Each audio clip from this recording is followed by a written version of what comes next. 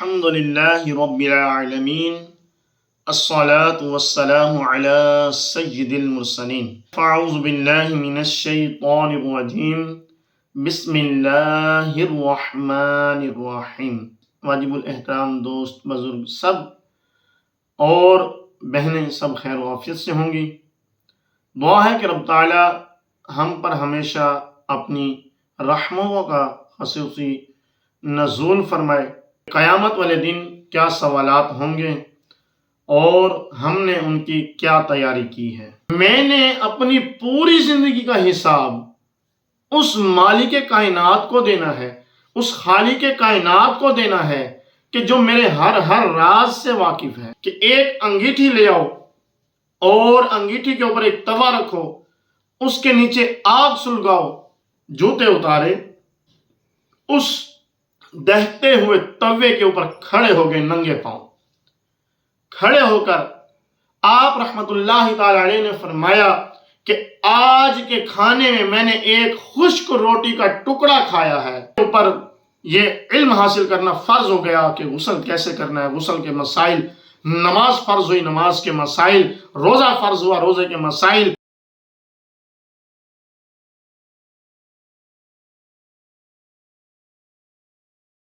الحمد لله رب العالمين الصلاة والسلام على سيد المرسلين اما بعد فاعوذ بالله من الشيطان الرجيم بسم الله الرحمن الرحيم۔ السلام علیکم ورحمۃ اللہ وبرکاتہ۔ امید کرتا ہوں کہ تمام ویورز واجب الاحترام دوست بزرگ سب اور بہنیں سب خیر و عافیت سے ہوں گی۔ دعا ہے کہ رب تعالی ہم پر ہمیشہ اپنی رحمتوں کا خصوصی نزول فرمائے۔ آج ہم آپ کی خدمت میں حاضر ہوئے ہیں قیامت کے دن کا منظر لے کر کہ قیامت والے دن کیا سوالات ہوں گے اور ہم نے ان کی کیا تیاری کی ہے۔ بہرحال سوالات کی طرف چلنے سے پہلے میں آپ کو ایک واقعہ سناتا ہوں، اس کے بعد ایک ولی کامل کا واقعہ سنا کے پھر ہم اپنے سوالات کی طرف چلیں گے کہ قیامت میں کتنے اور کون کون سے سوال ہونے ہیں۔ واجب الاحترام دوستوں بزرگوں بھائیوں، ایک بچہ سو رہا تھا، سوتے سوتے رات کے کچھ حصے میں جا کر کچھ سونے کے بعد کچھ دیر گزرنے کے بعد وہ بچہ ایک دم سے رونے لگ جاتا ہے اور اٹھ بیٹھتا ہے۔ والد بھی ساتھ میں پریشان ہو جاتا ہے کہ بچے کو کیا ہو گیا۔ والد بچے سے پوچھتا ہے کہ بیٹا کیا ہوا؟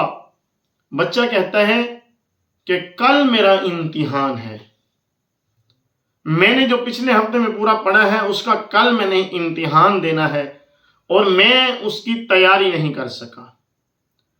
جب والد نے بچے کو دیکھا، بچے کی اس تڑپ کو دیکھا اور بچے کے اس خوف کو دیکھا کہ استاد ڈانٹے گا، استاد مارے گا، تو والد کے دل میں ایک خیال آیا۔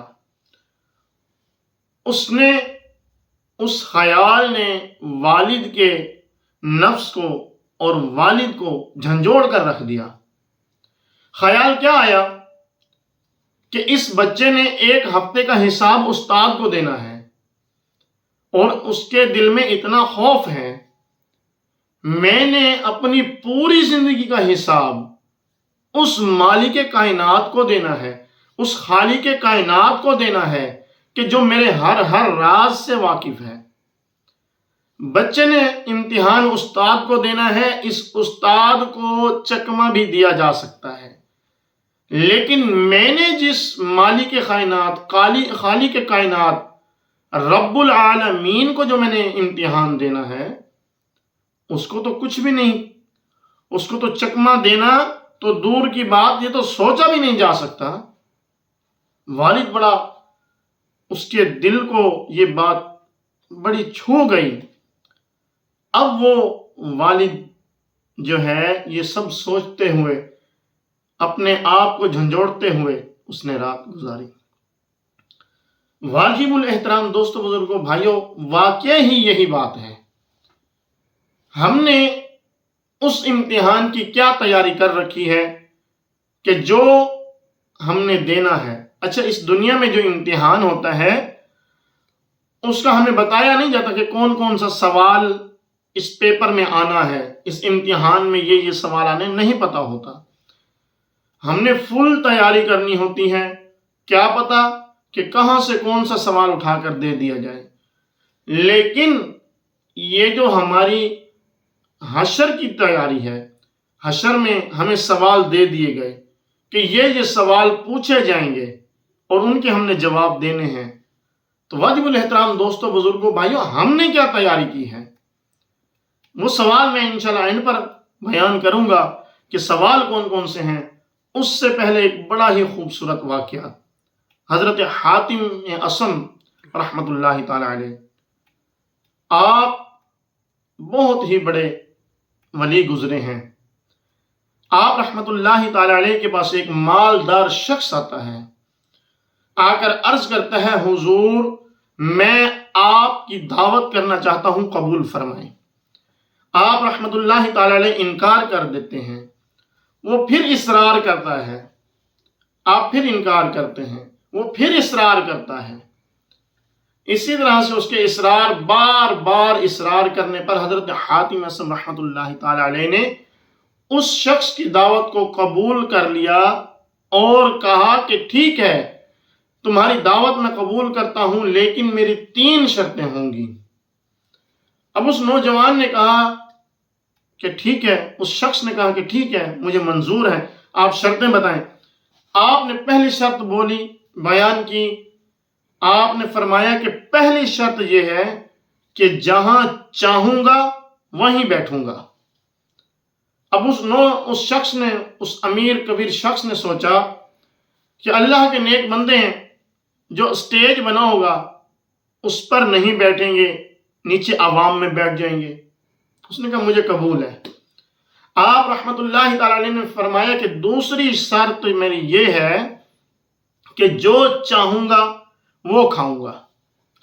اب اس شخص نے سوچا کہ میں نے جو مختلف ڈشیں تیار کی ہوں گی ان میں سے نہیں کھائیں گے، کوئی ایک ڈش، کوئی سادہ ڈش کھا لیں گے۔ اب اس شخص نے کہا کہ مجھے یہ شرط بھی منظور ہے۔ آپ رحمت اللہ تعالی علیہ نے فرمایا کہ تیسری شرط یہ ہے کہ جو کہوں گا وہ کرنا پڑے گا۔ اب اس شخص نے کہا، اس نے سوچا کہ اللہ کے ولی ہیں، اللہ کے نیک بندے ہیں، انہوں نے کوئی زیادہ تو تقاضا کرنا نہیں، بس کوئی مجھے نمازوں کی پابندی کا بولیں گے انشاءاللہ کر لوں گا، یا کوئی نیک کام کرنے کا بولیں گے، یا دین کی راہ میں خرچ کرنے کا بولیں گے تو کر دوں گا، لیکن اللہ کا نیک ولی میرے گھر میں تو تشریف لائے گا۔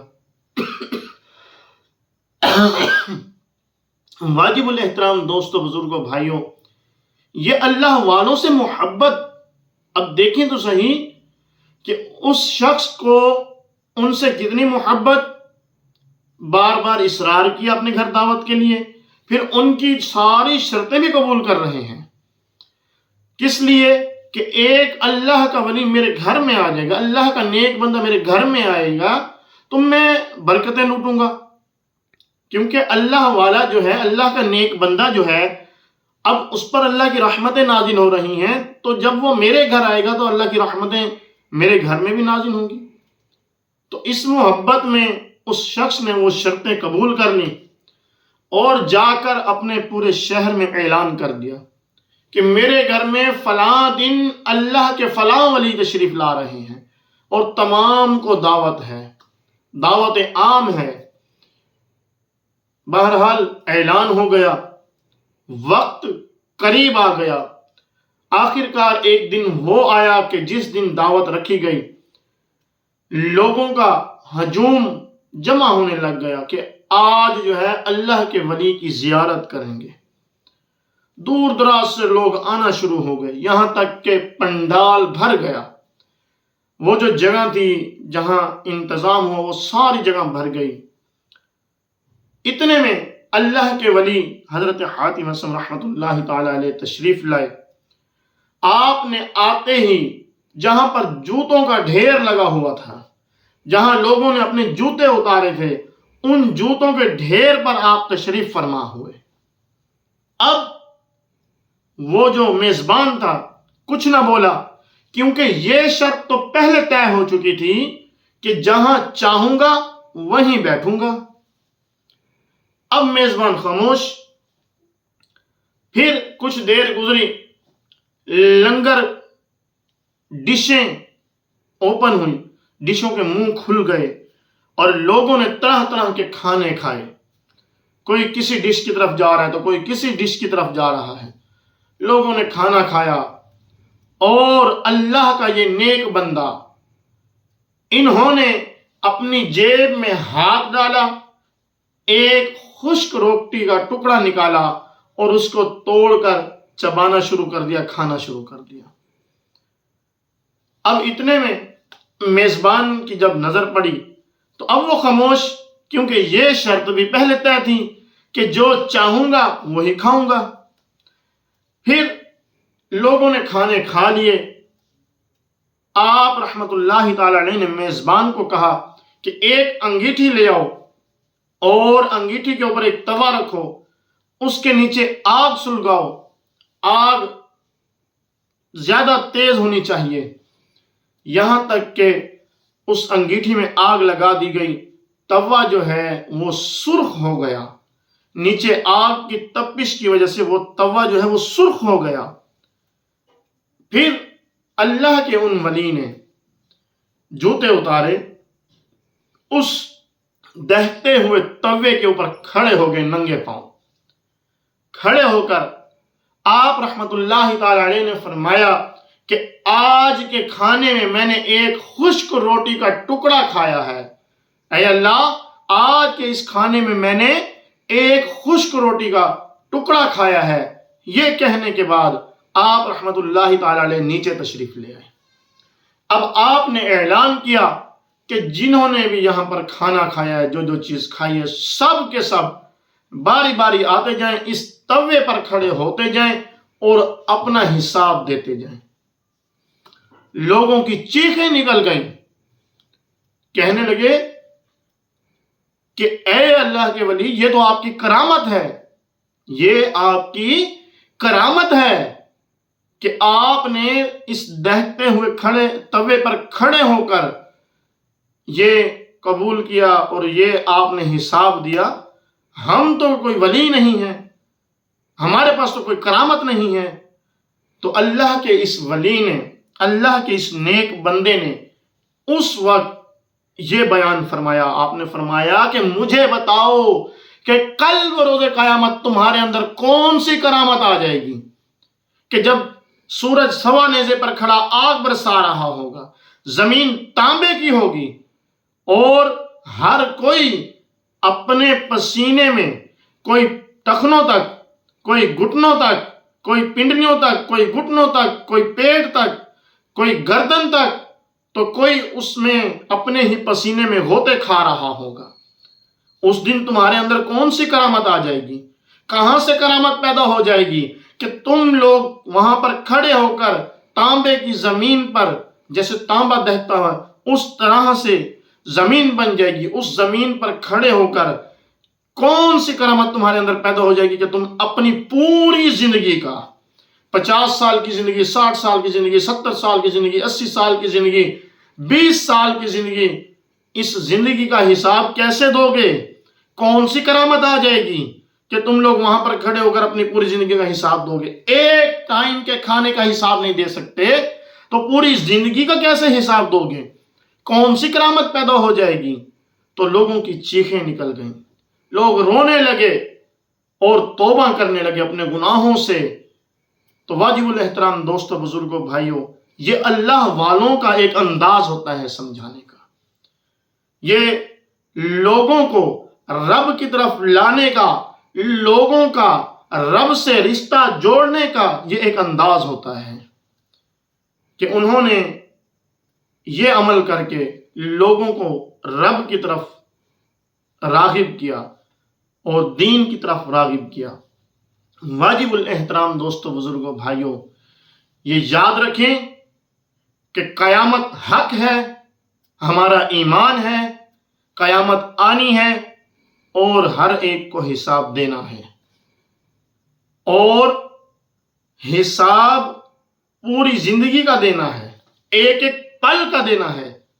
اس لیے بزرگان دین فرماتے ہیں کہ پیٹ کا قفل مدینہ لگاؤ، کم کھاؤ، یعنی کہ اسی طرح سے بزرگان دین فرماتے ہیں کہ زبان کا قفل مدینہ لگاؤ، یعنی کہ کم بولو، آنکھوں کا قفل مدینہ لگاؤ، یعنی کہ بے حیائی کی طرف نہ جاؤ، آنکھوں سے بے پردگی نہ کرو، کانوں کا قفل مدینہ لگاؤ، کوئی بری بات نہ سنو، کوئی گانے نہ سنو، کوئی فحش یا کوئی کسی کی غیبت نہ سنو، کسی کی چغلی نہ سنو۔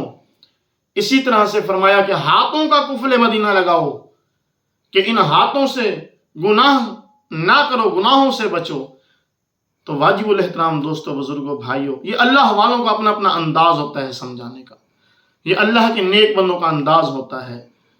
تو ہم اس واقعے سے سبق حاصل کریں، اس بچے سے بھی، جو بچے والا واقعہ ہم نے سنا، اس سے بھی سبق حاصل کریں، اور یہ جو واقعہ ہے اس سے بھی سبق حاصل کریں کہ ہمارے اندر قیامت میں کون سی کرامت برپا ہو جائے گی، کون سی کرامت ہمارے اندر پیدا ہو جائے گی کہ ہم سورج سوے نظر پر کھڑا، ابھی آج کل ہلکی ہلکی گرمی پڑ رہی ہے، کچھ دنوں بعد گرمی بڑھ جائے گی، تو کسی میں اتنی ہمت نہیں ہوگی کہ ننگے پاؤں اس زمین پر کھڑا ہو جائے، جبکہ سورج کتنا دور ہے، لاکھوں میل دور کھڑا ہے، اور سورج کی ہماری طرف الٹی سائیڈ ہے، سیدھی سائیڈ بھی نہیں ہے، اور کل بروز قیامت سورج کی سیدھی سائیڈ ہماری طرف ہوگی، تو کون سی کرامت ہمارے اندر آ جائے گی؟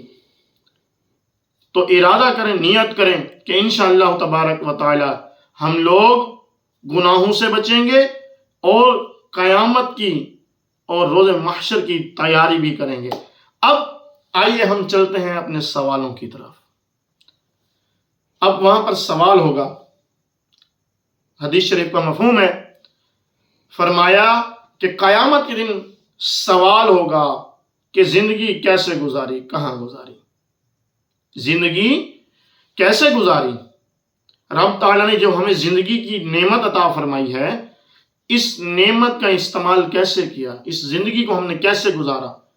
آیا کہ ہم نے کہیں رب تعالیٰ کی نافرمانیاں کر کے تو نہیں گزاری یہ زندگی؟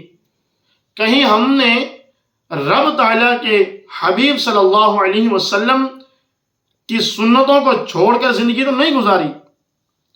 کہیں ہم نے رمضان شریف کا ادب و احترام چھوڑ کر رمضان شریف کی بے ادبی کرتے ہوئے زندگی تو نہیں گزاری؟ سوچئے اگر ہم آقا صلی اللہ علیہ وسلم کی امت میں نہ ہوتے نا، تو پہلے کی امتوں کا جو حال ہوتا تھا آج ہمارا حال بھی وہی ہونا تھا۔ یہ صرف آقا صلی اللہ علیہ وسلم کی بدولت ہی ہم بچے ہوئے ہیں، ورنہ پہلے کی جو قومیں تھیں، جو امتیں تھیں، جو گناہ کرتی تھیں تو فوراً عذابات آ جاتے تھے، رب تعالیٰ کا قہر اور رب تعالیٰ کا جو جبار ہے رب تعالیٰ، وہ سب کچھ ظاہر ہو جاتا تھا۔ کہیں پتھروں کی بارش ہو جاتی تھی، تو کہیں پانی سیلاب آ جاتے تھے، کہیں پر کوئی عذاب، کہیں پر کیڑوں کا عذاب، اسی طرح سے طرح طرح کے عذاب آ جاتے تھے۔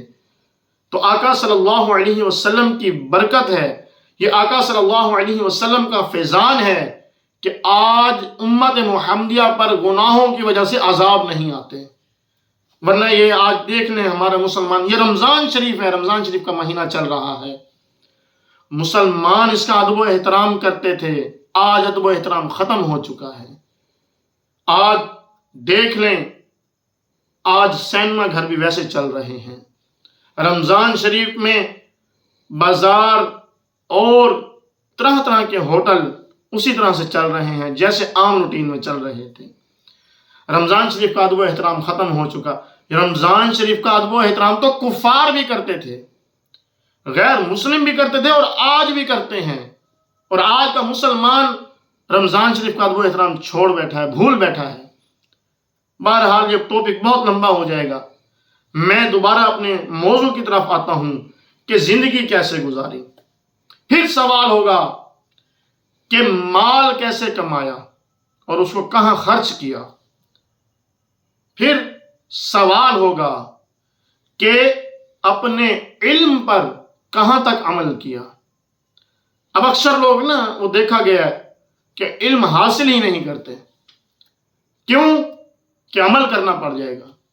याद रखिए, इल्म हासिल ना करना भी गुनाह और उस पर अमल करना ना करना वो अलग से गुनाह।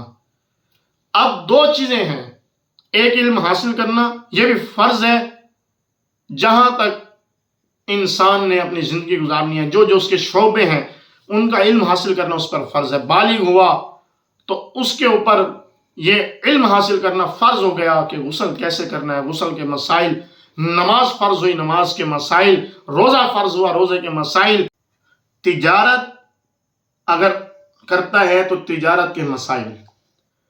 अब तिजारत कर रहा है तो उसके मसाइल सीखना भी उसके ऊपर फर्ज हो गए। इसी तरह से नमाज, रोजा, ज़कात, उस पर जब ज़कात फर्ज हुई तो ज़कात के मसाइल सीखना भी उसके लिए फर्ज है। हज उस पर फर्ज हुआ तो हज के मसाइल जानना उसके लिए फर्ज है। आज का मुसलमान ये सीखता ही नहीं।